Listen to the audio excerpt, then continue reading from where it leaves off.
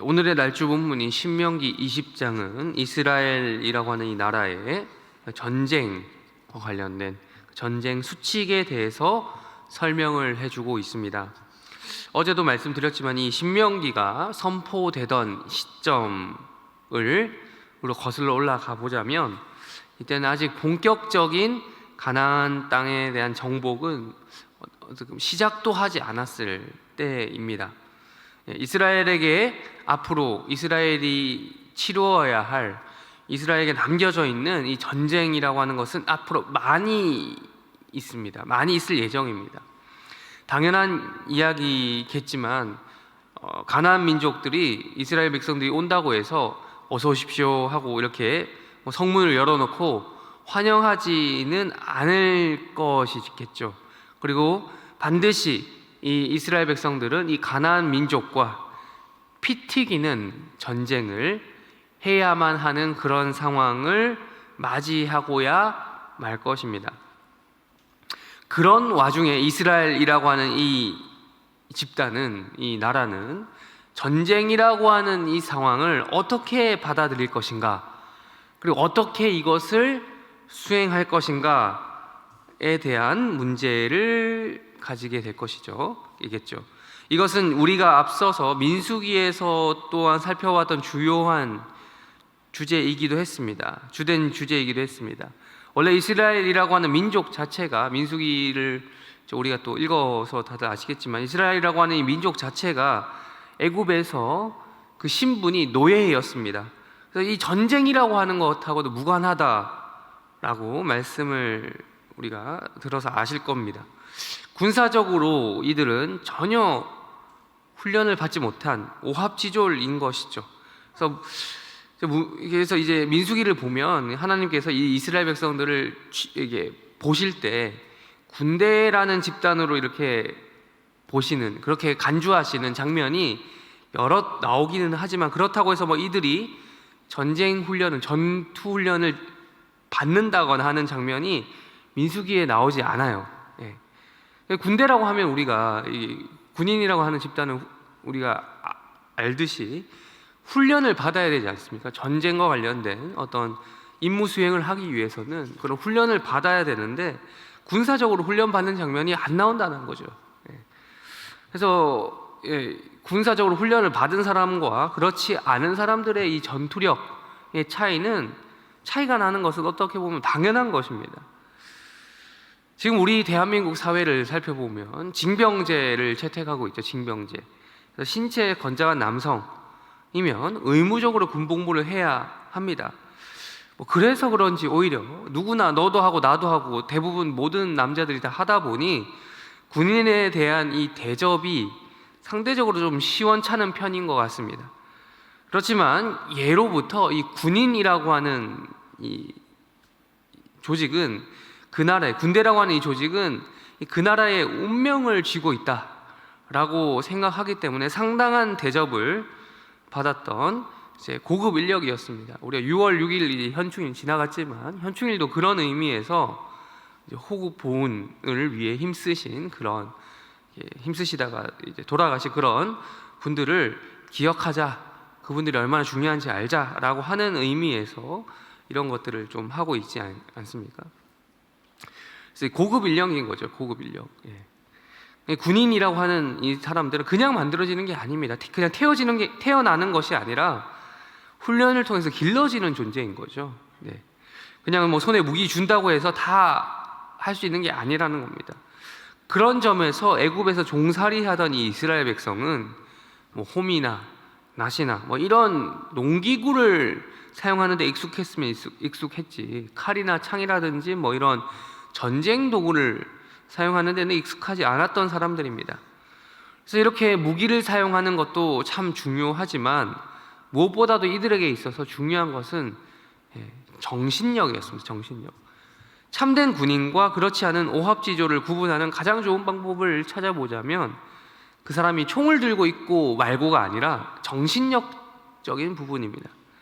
그래서 군대 가면 총부터 주지 않습니다. 훈련을 받을 때 총부터 주지 않고 가장 먼저 제식 훈련이라고 하는 것부터 시키는 거죠. 열을 맞춰서 이렇게 걸어라, 경례는 이렇게 해라 등등의 이런 제식 훈련을 시키는 거죠. 그러니까 이 제식 훈련을 이 받은 사람과 그렇지 않은 이 군인의 이 차이는 엄청난 겁니다. 이 제식 훈련이 제대로 들어가야 군인다워 보이는 거죠. 규율이 제대로 갖추어져 있지 않은 군인은 군인답지 않다라고 우리가 평가를 내는 거죠. 그래서 과거에 군 생활을 경험하신 분들이 이 중에도 많이 계실 텐데요. 과거에 군 생활을 경험하신 분들의 입장에서 요즘 군인들이 뭐 뉴스나 이런 데 보면 나오는 요즘 군대의 모습들이 있잖아요. 요즘에는 뭐 심지어 핸드폰도 지급이 되고 사용할 수 있도록 허락이 되고 뭐 이런 등등의 일들이 있지 않습니까? 뭐 그런 것들을 봤을 때 요즘 애들은 왜 이렇게 군기가 빠졌나 라는 등등의 말이 나오는 것은 아무래도 뭐 이런 정신력적인 부분에서 무기는 오히려 옛날보다 더 진보했고 뭐 이렇게 총도 더 좋아지고 뭐 이런 것들이 있는 장비는 더 좋아지고 이런 것들이 있는데 이제 이런 부분에서 정신력적인 부분에서 그렇게 보인다라는 것입니다. 그래서 제식이라는 이 부분이 흐트러지면 정신력이 약한 것이고요. 결국 정신력이 약화되면 목숨이 오가는 긴박한 상황 속에서 총알과 포탄이 빗발치는 전쟁터에서 너나 나나 할 것 없이 다 도망가 버리는 상황이 오게 된다는 거죠. 그럼 전쟁을 이길 수가 있겠습니까? 이길 수가 없죠. 왜냐하면 목숨을 잃을 것이 더 두려워지는 상황을 맞이하기 때문입니다.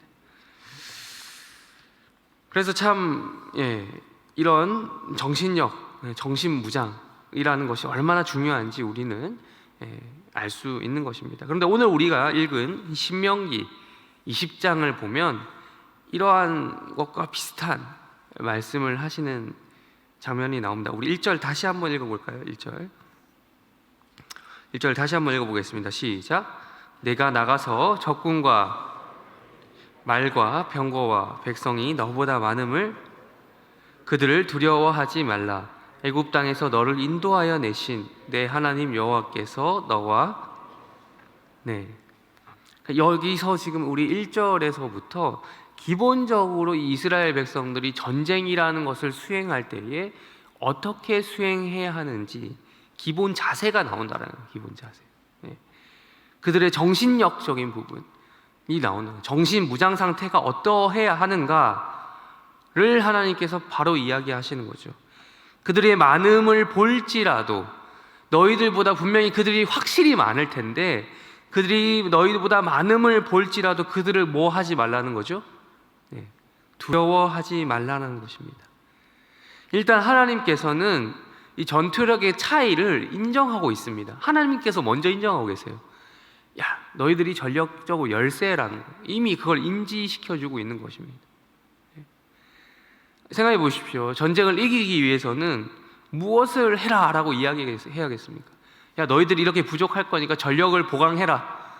탱크가 모자라면 탱크를 좀 더 사고, 총이 모자라면 총을 좀 더 사고, 하다 못해 용병이라도 고용을 해서 돈을 주고라도 이 병력을 사서 전쟁을 대비해라 라고 하지 않으시고 더 많은 이 숫자를 보강해라, 더 많은 탱크와 미사일 무기들을 갖추어라, 이 숫자 싸움인데 그래야 이길 수 있는 것이 당연한 것인데 전쟁이라고 하는 것은 그걸 전력차를 극복하기 위한 이러한 것들을 말씀하시기 이전에 하나님께서는 그 이야기를 하지 않으신다는 거예요. 전력 보강을 하라는. 마치 싸우기도 전에 이미 지는 듯한, 지고 들어가는, 싸우지도 않았는데 이미 지고 들어가는 듯한 일종의 사기가 떨어지는 소리를 하고 계신다는 거예요. 너희들이 그곳에 가면 말과 그들과 맞닥뜨리게 되면 볼 것이다라는 거죠. 뭘? 말과 병거와 백성이, 그 사람 숫자가 너희보다 훨씬 더 많은 것을 보게 될 것이다 라는 현실적인 이야기를 해주고 계신다는 거예요. 그것을 볼지라도 보고 나서 전력 보강을 해라가 아니라, 미리 해라가 아니라 두려워하지 말라는 것입니다. 너희들이 해야 될 것은 가장 먼저 전력차가 남에도 불구하고 두려워하지 않는 마음을 가져야 된다라는 것이죠. 왜 그렇게 해야 된다라는 것입니까? 그 이유에 대해서 또 하반절에서 설명을 하고 있죠. 애굽 땅에서 너를 인도하여 내신 너의 하나님 여호와께서 너와 함께 하시기 때문에라는 것입니다. 너희의 하나님 여호와께서 함께 하시기 때문에라는 것. 이유가 정말 짧습니다. 하나님께서 그 수많은 전력 차이에도 불구하고 이 전력 차이를 극복하게 해 주실 유일한 그 변수가 되실 수 있다라는 겁니다. 그런데 하나님께서 아무 이유 없이 그런 말씀을 하시는 것은 아니겠죠. 그래서 지금 이 과거의 이야기를 다시 한번 꺼내시는 겁니다. 모세오경과 율법에 보면 자주 이야기하는 거죠. 출애굽기라고 하는 성경 제목도 있지만 보시면 출애굽 이후로 이스라엘 백성들에게 하나님께서 자주 꺼내시는 과거의 사건이 바로 출애굽 사건입니다. 애굽에서 너희들이 어떻게 나왔는지 기억을 해 보라라는 것이죠. 애굽 땅에서 이들을 인도하여 내신 그 하나님께서 너희를 어떻게 인도하여 냈는지 그 과정을 한번 기억해 보라, 떠올려 보라는 것이죠. 애굽에서 어떻게 이들이 나왔습니까? 10가지 재앙, 이들이 싸워서 어떻게 운이 좋게 그때 고대 사회에서 최강국이라고 할 수 있는 애굽, 어떻게 그들을 물리치고 뿌리치고 나왔습니까? 전쟁을 어떻게 우연히 잘 싸워서 이겨서 나왔습니까? 아니죠. 하나님의 강권하심으로, 하나님의 강력한 능력으로, 10가지 재앙으로, 또한 홍해도 건너고, 그 홍해라는 이런 자연 만물을 다스리시는 하나님이 이 자연 만물을 무기로 활용하셔서 애굽을 치셨습니다. 공격하셨습니다. 이스라엘 백성들이 여기 내가 한 자라도 보태겠습니다, 죄송하니 제가 뭐라도 하겠습니다 하면서 이렇게 한 적이 있나요? 그래서 이긴 적이 있나요? 없잖아요. 이스라엘 백성들은 그냥 보기만 했습니다. 너희는 가만히 있어 하나님의 여호와 하나님의 일하심을 보라. 보기만 했습니다. 보기만 했어요. 보고 놀라고 감탄하고 그렇게 하신 하나님을 찬양만 했습니다. 믿었습니다. 그냥 하나님께서 하신 일들을 그냥 보고 믿었습니다. 그게 끝이었습니다. 근데 이 원리가 출애굽 할 때만 거기서 끝, 이제 너희들이 알아서 너희들의 힘으로 싸워라가 아니라 출애굽하고 난 이후로도 이스라엘 백성들이 가나안 땅에 들어가서 이 수행하게 될 이 전쟁 수칙 가운데에서도 여전히 이어져야 한다라는 것입니다. 마치 우리가 구원받을 때만 하나님의 은혜로 구원받은 것이 아니라 구원받고 난 이후로도 여전히 하나님의 도우심, 성령의 도우심으로 이 땅을 살아가기 위해 이 자리에 나와 기도를 하는 것처럼 이스라엘 백성들에게 있어서 전쟁을 수행하기 위한 기본적인 수칙이 이렇게 똑같다라는 것입니다.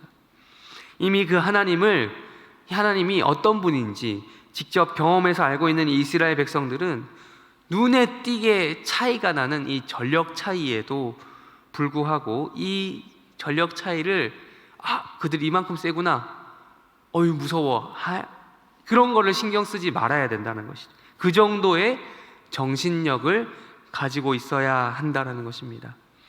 가장 중요한 것은 이들이 두려워해서는 안 된다는 것입니다. 말씀을 정리해 가도록 하겠습니다. 그렇다면 이스라엘 백성들은 그들을 두려워하지 말고 누구를 두려워해야 할까요? 하나님의 백성은 누구를 두려워해야 할까요? 이 말씀에서 이야기하고 있는 것처럼 하나님을 두려워해야 합니다. 성경은 시종일관 그 이야기를 하고 있습니다. 어제 19장 도피성, 어제 말씀을 나눴던 도피성 본문을 통해서 우리는 여호와 하나님을 사랑해야 한다라는 것에 대해서, 그런 의미에서 이웃도 사랑해야 된다, 하나님을 사랑하니 우리가 그 하나님께서 우리에게 원하시는 방식인 이웃을 사랑해야 된다 라는 의미에서 이게 무죄한 피도 흘리면 안 되고, 그래서 법적으로 도피성도 만들어야 된다 뭐 이런 말씀을 드렸는데요. 그런데 오늘은 거기에 한 가지 더 말씀하고 있습니다. 하나님을 사랑할 뿐만 아니라 하나님 또 무엇을 하라는 것입니까? 경외하라 혹은 두려워하라 라는 말씀을 하고 있는 것입니다. 하나님은 사랑의 대상이기도 하지만 동시에 두려워해야만 하는 존재, 경외해야 할 존재가 되십니다. 우리는 진정으로 두려워해야 할 대상을 두려워해야 합니다. 하나님의 백성은 하나님을 두려워하고 하나님의 백성을 대적하는 대적들을 두려워해서는 안 됩니다. 그런데 정작 우리의 현실을 가만히 들여다보면 거꾸로인 경우가 그럴 때가 많은 것 같습니다. 하나님을 두려워하지 않고 우리를 대적하는, 우리를 마치 진짜 그들이 집어삼킬 만한 힘이 있어 보이는 그런 자들을 두려워할 때가 많습니다. 단지 눈에 보이는 그러한 전력차가 크다고 해서 그 전력차를 극복하고도 남게 해주실 하나님이 우리의 육신의 눈으로, 우리의 두 눈으로 보이지 않는다는 이유로 그렇다라는 거예요. 그런 것들을 하나님이 아시겠죠. 다 보고 계시는 것이죠. 그래서 말씀에 이렇게 기록하시는 것이죠. 두려워하지 말라는 거예요. 그들을 두려워하지 말고 누구를 두려워하라? 하나님을 두려워하라라는 것입니다. 이것이 이스라엘 백성들이 가나안 땅을 정복하기 위한 기본적인 전쟁 수행 수칙입니다. 그리고 하나님의 백성인 우리가 이 땅을 출애굽하고 나서, 즉 구원받고 나서 이 땅을 살아가는, 구원받고 난 이후에도 여전히 하나님을 두려워하며 하나님의 도우심을 구하며 살아가는 우리가 살아가야 할 삶의 원리가 되는 것입니다. 이렇게 두려워할 분을 우리가 두려워하면 우리의 삶, 우리 지난 이제 몇 주간 주일 설교를 통해서 우리가 호국 보훈의 달과 관련된 말씀을 들었잖아요. 그 관련해서 우리 전쟁과 같은 아이성 전투 뭐 이런 말씀을 우리가 담임 목사님을 통해서 말씀을 들었는데, 이렇게 두려워할 분을 두려워하면 전쟁과 같은 우리의 인생 속에서도 하나님께서 승리케 하신다라는 거예요. 하나님을 믿음으로 의지하고 그 두려워해야 될 그 대상을 두려워하면 하나님이 이기게 하신다라는 겁니다. 마찬가지로 똑같은 맥락에서 말씀을 드립니다. 우리가 이 달에, 특별히 이 6월뿐만 아니라 우리의 평생 가운데 다른 대적을 보고 두려워하지 마시기를 바랍니다. 모든 두려움으로부터 우리 나라를 지켜주실, 또한 우리 교회를 지켜주실, 또 우리 가정과 나를 지켜주실 하나님을 두려워하며 그분께 나아가는 여러분들이 되시기를 바랍니다. 우리는 그저 그 두려우신 하나님을 높이고 찬양하며 예배하고 또 옆에서 그 하나님이 싸우시는 것을 보며 응원하는 자들이 되면 됩니다. 그러한 인생을 우리가 또 살다가 또 오늘 하루 사시고 또 그렇게 한 주간 더 사시다 주일날 하나님 앞에 나오시기를 그런 은혜가 있으시길 바랍니다. 우리 주기도문으로 각자 기도하시다가 때가 되면 돌아가시기를 바랍니다. 기도하시겠습니다. 하늘에 계신 우리 아버지여, 이름이 거룩히 여김을 받으시오며 나라의 마옵시며 뜻이 하늘에서 이루어진 것 같이 땅에서도 이루어지이다. 오늘날 우리에게 일용할 양식을 주옵시고 우리가 우리에게 죄 지은 자를 사하여 준 것 같이 우리 죄를 사하여 주옵시고 우리를 시험에 들게 하지 마옵시고 다만 악에서 구하옵소서. 대개 나라와 권세와 영광이 아버지께 영원히 있사옵나이다.